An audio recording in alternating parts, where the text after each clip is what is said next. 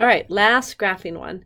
So again, the first thing I'm going to do is identify my transformations. The parent function is this log 1/2 x. So everything else is a transformation.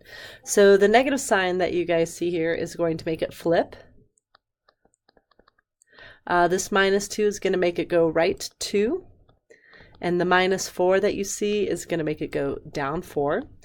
And just like before, I'm going to start with the exponential parent function, which if you just do a little bit of erasing, is actually just that 1/2 to the x power. So that's what I will make my table for. So here are the x's.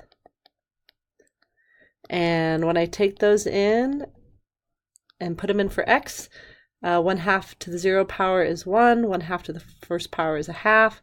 Then you get a fourth, which is just going to flip these. Remember, the negative exponent is just going to take 1/2 and 1/4 and make it into 2 and to 4. Now this shape is decay. So decay in an exponential function looks like this.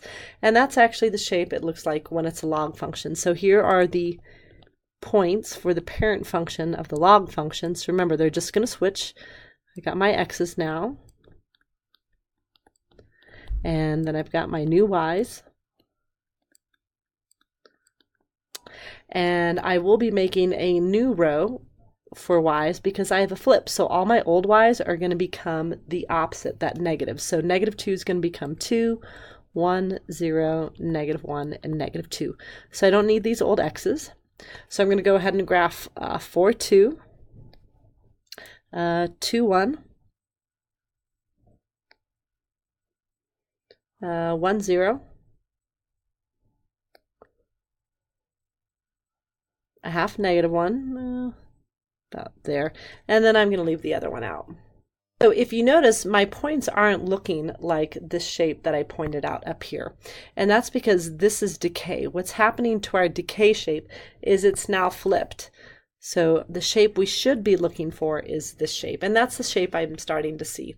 So what I'm going to do is go ahead and finish my transformation. I'm going to take those points and I'm going to move them right 2 and down 4. So right 2, down 4, right 2, down 4, and right 2, down 4, and even the half, right 2, down 4, about there.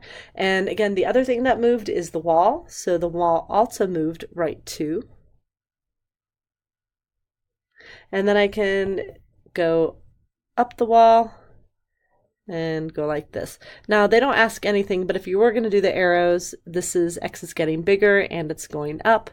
X is going to hit the wall at 2, but it's going down, and the wall is at x equals 2 because again, all the points on that line have an x coordinate of 2, and that is your graphing.